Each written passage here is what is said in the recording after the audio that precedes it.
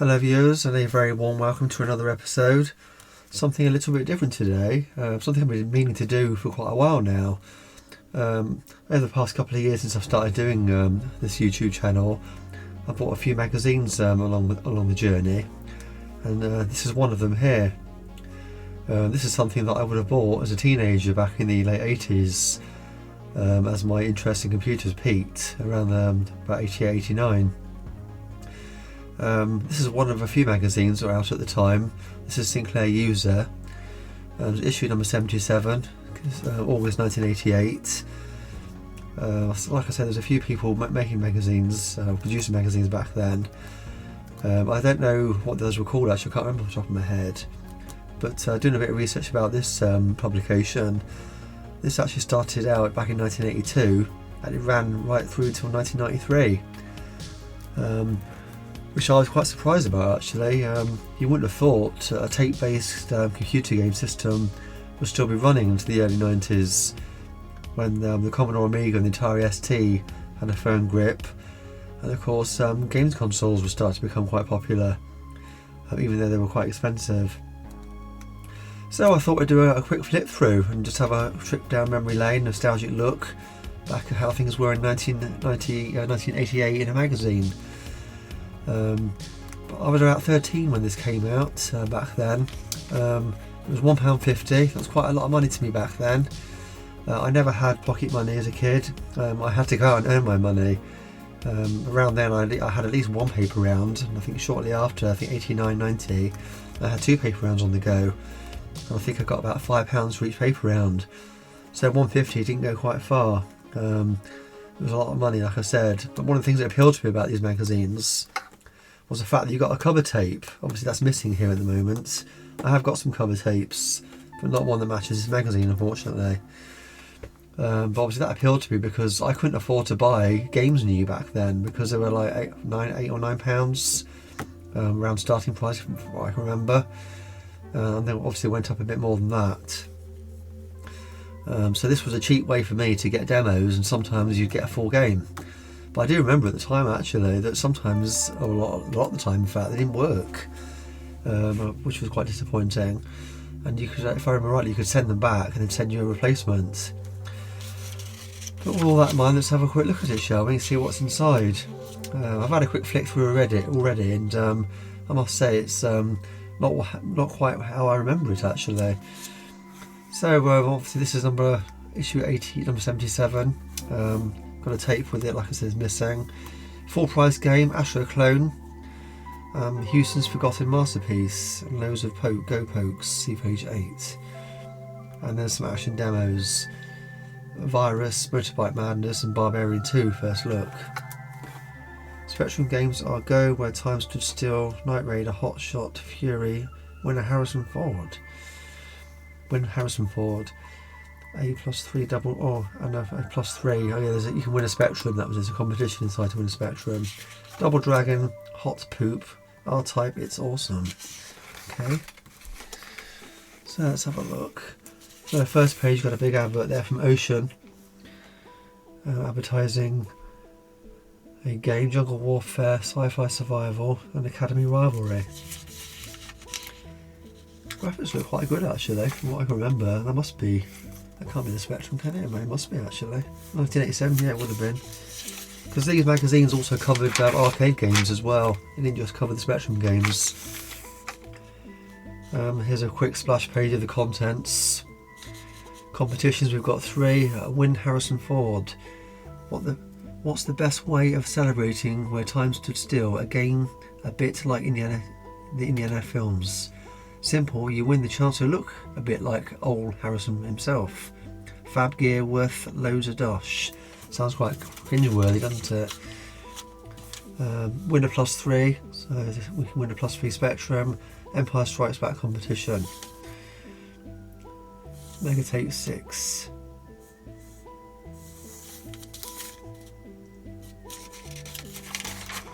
Oh, blimey. Didn't expect to see that. I know which one I'd rather play with. Yes, but have you seen the reviews for Psycho Pigs UXB? Question mark. I wouldn't expect to see an advert like that really in a magazine aimed at children, would you, back in the 80s? But I guess older people would have been buying this magazine as well, people in the 20s and 30s. Mega Tape 6. So you've got a little bit of a cutout there. If I remember rightly, I think the cassettes that came with it, they didn't always come with the jewel case, from what I can remember. But they're giving you a little cutout there so you can cut it out and put it in as a sleeve for the jewel case itself. Motorbike Mans, I don't remember that. I just think of Microsoft's Motocross Mans when I hear that. Another game advertisement there. That would appeal to me actually. Night Raid Bomber, or Night Bomber, no, Night Raider.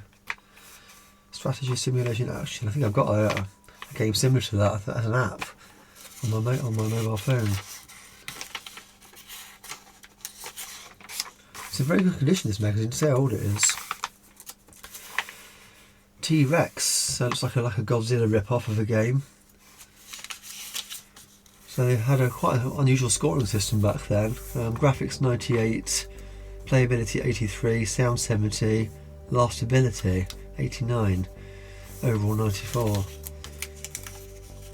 Graphics fantastic rampager-like, odd stick sponsor quirks, otherwise flawless.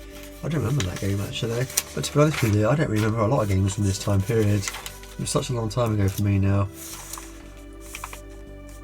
I had obviously Commodores at the same time as the Spectrum, because I ended up getting my first Spectrum from somebody at school, if I remember rightly, and it was faulty. I had a dodgy DC input socket on the back. I remember soldering it as a 13-year-old using a soldering iron. So I think I preferred the Commodore 64 at the time. Nice advertisement there for The Empire Strikes Back.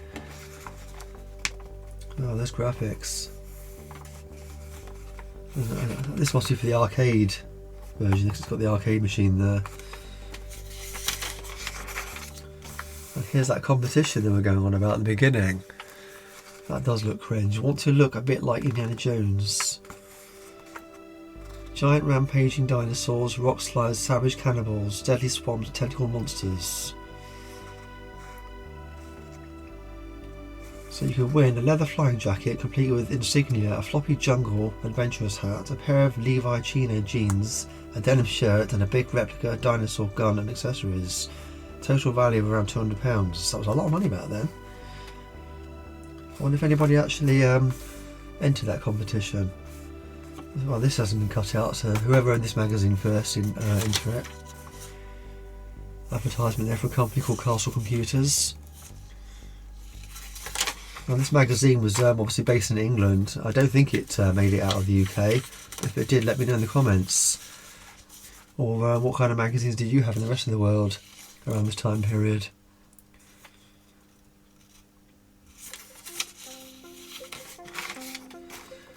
Another advertisement there. Match of the day too. Football games just did not appeal to me whatsoever. In fact, no sporting games really did. I was more into racing car games and shoot 'em ups. Space Invader type games. There we are, that's a game called Virus. It's funny when you think of virus, you just think of a computerised virus, don't you? Very basic looking, obviously wireframe game.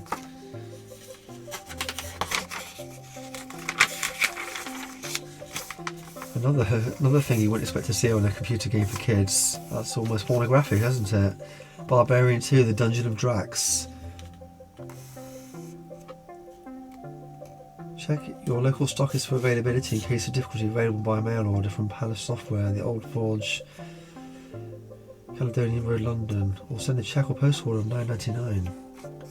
It's available on the C64 Spectrum Amstrad cassette at £12.99. Commodore 64 disc at £14.99, amongst others.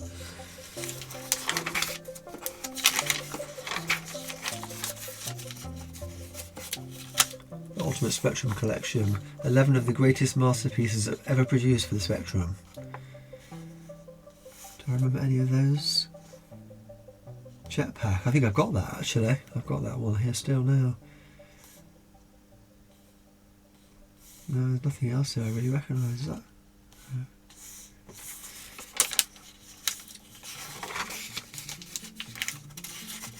So we've got the full price 20 to top 20 chart there, and the budget 10 top 10 charts. So what was number 1 back in '88? Target Renegade, Imagine Software at £7.95, 10 stars that got. Outrun number 2, US Gold, £8.95. We Are the Champions, whatever that was about, Match of the Day.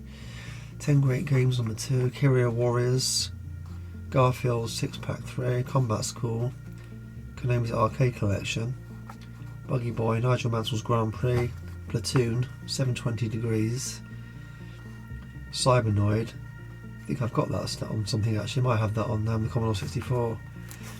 Magnificent 7, Crazy Cars, Gary Lineker's Superstar Soccer, World Class Leaderboard and Football Director. And on the top 10, Ghostbusters. I'm surprised that that's not on the other side actually. Mind you, 1988, the film had been out a few years, hadn't it, by then? The next movie was due out in '89, so the year after this. Steve Davis Snooker, Shanghai Karate, Way of the Exploding Fist. I wonder what that's about. Trapdoor. I wonder if that's based on the cartoon we had here in England. Kickstart 2, Fruit Machine Simulator, Super Stuntman, Yogi Bear. I've got that actually, I just found that recently on tape. And Soccer Boss.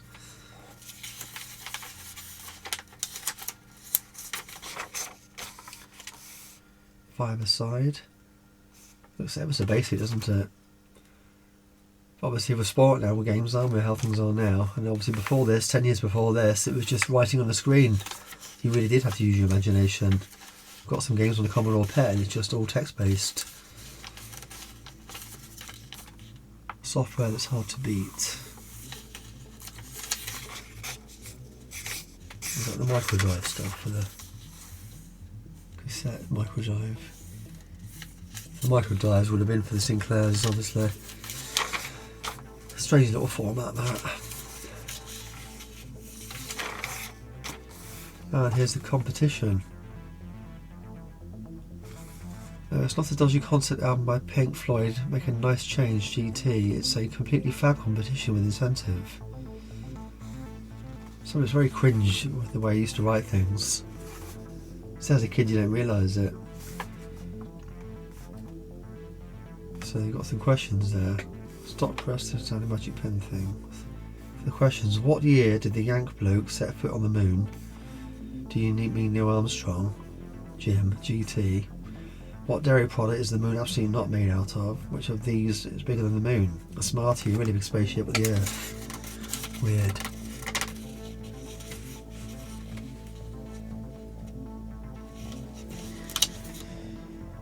Marauder. Looks like an interesting game. It's like something out of God, I'm trying to think that Mel Gibson film. I can't figure what it is. The 70s. Mad Max, I'll say Mad Max. Couldn't think then. Where Time Stood Still. A little graphical adventure game by the looks of it. Terrapods, doesn't ring any bells.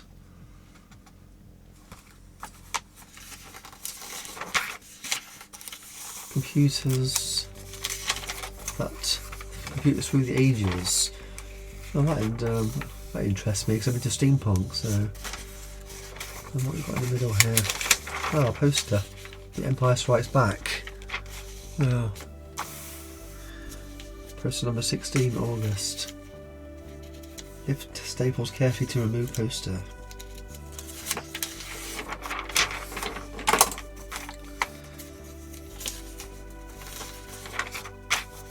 Knight Raider, I think I remember that. I like games like that.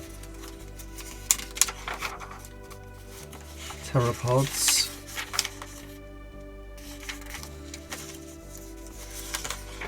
That only got a score 70 overall. And The Empire Strikes Back. Wow, look at those graphics. That got 88% score. Didn't give anything for graphics. Playability 95. Music NA not applicable then, and 70 for last ability. Slick rendition of a classic arcade game, classy. I think I've got similar thing on an old IBM computer. from the 80s. Is it just regularised X-Wing? I forget what it's called now. No games there. Speedy soft, fastest mail order service available. Because back in the day you used to send off the games, didn't you, in the post. I remember doing it with the Commodore Amiga discs. And waiting for them to come in the post. Spectrum Plus 3 computer, including joystick and 6 games, £159.95. Wow. That was probably quite a lot of money back then. The Plus 3, that was the one with the disk drive, I think, wasn't it?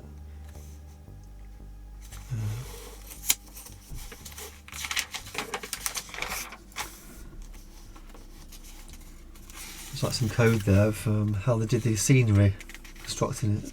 Is it in the scenery constructed? How the hell is the scenery constructed in adventure games like Dr. Jekyll and Mr. Hyde? I remember writing out codes around this time period and losing it all, and if the computer actually got turned off when you went to have your dinner and one of your brothers turned it off. Oh, those days. And there's a bit of a program here, basic control program.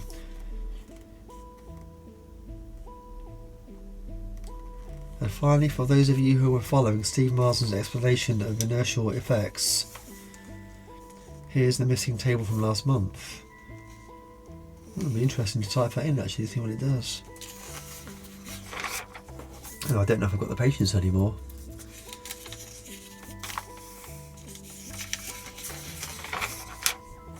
So we're talking about the ratings then, so that's where they were changing it, because I think it used to be different.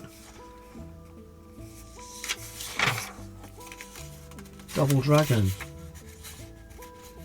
So you've got the arcade one there looking at coin up, and then you've got the Spectrum version. What a difference. Certainly a difference in the graphics. Starting to get towards the end now. Mind Fighter.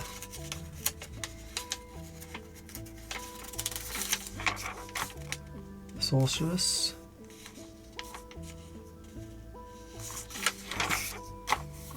Pictures, the pages are starting to get black and white now. Towards the end. Oh, there we go, colour again. What's this? Outlands. Look at that old Kodak 110 camera there. I remember those.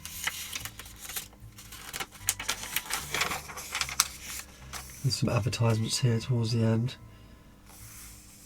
It's always interesting looking at the prices of things. So Spectrum 128 plus 2, £100 worth of software, joystick plus 3, light pen, £139.95. Spectrum Plus 128 plus 3 disc games and joystick, £200. The Spectrum Plus version, whatever that is, 6A new, £69.95.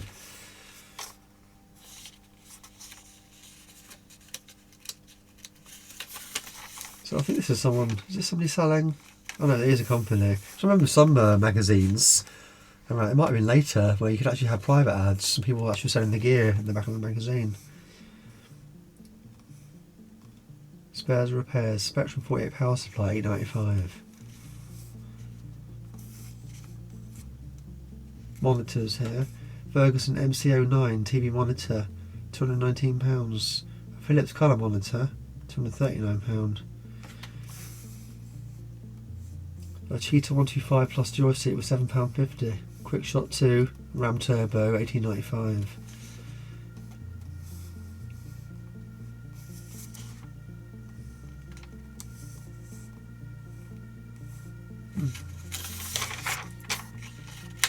Software. Video Vault. Computer repairs and spares. Repairs and spares. How to get your 48K Spectrum repair for only £19.95. I guess you sent it off for a guess and they posted it back to you, unless you live locally. The games, Winter Edition, and again that wouldn't have appealed to me. Coin Ops. Yeah, the graphics really did start to change, didn't they, in the arcades. We're getting to what the Amiga was a few years later. The Sega Mega Drive. R-Type, I think we've all played that. So I've got that on a few different platforms. I do enjoy that game.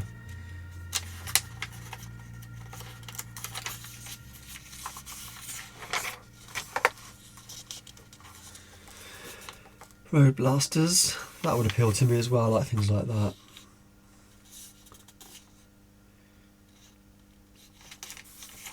The Barbarian again review. Review 2, the train, Barbarian. Oh, it's 2 separate ones. Crammed quite a lot of stuff on one page, didn't they? Doesn't make it interesting to look at. And there's Barbarian 2.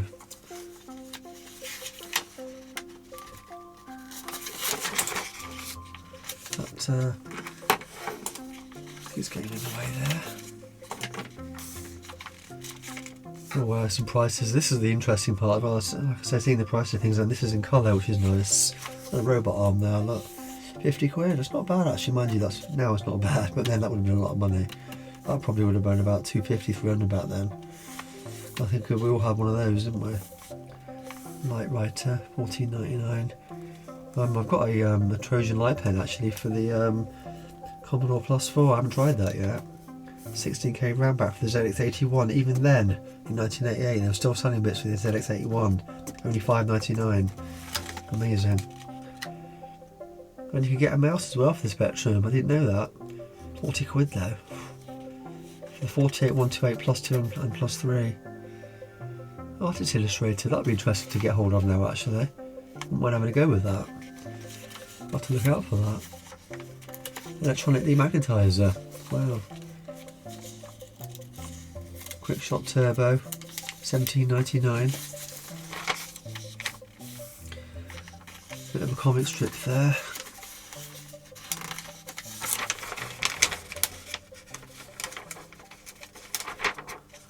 More advertisements. Repairs, computer repairs. Bit of PC stuff in the back here. It's all to do with Spectrum, so they kept it all on to what it's to do with.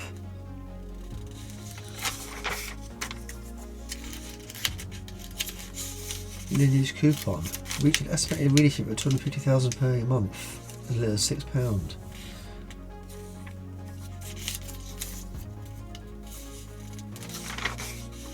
And that's it. Next month, September 7th, or September, Megatape 7, what on earth are we going to do next? Yeah. There's another game advertisement on the back there. The Great Gianna Sisters. That was available for the Commodore 64 128, Amstrad, Spectrum, Atari ST and the Amiga. They're advertising for the Amiga then, $24.99 for the Amiga. There you have it. That's a Sinclair User magazine from 1988.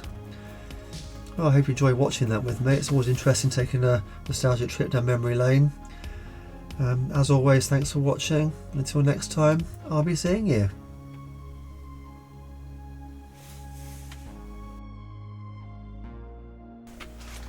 And if you did enjoy watching this video, you may want to take a look at some of my other videos on similar themes. I'm always buying something on eBay, some more piece of technology, and trying to repair it. And as always, don't forget to like, subscribe and share. Thanks for watching.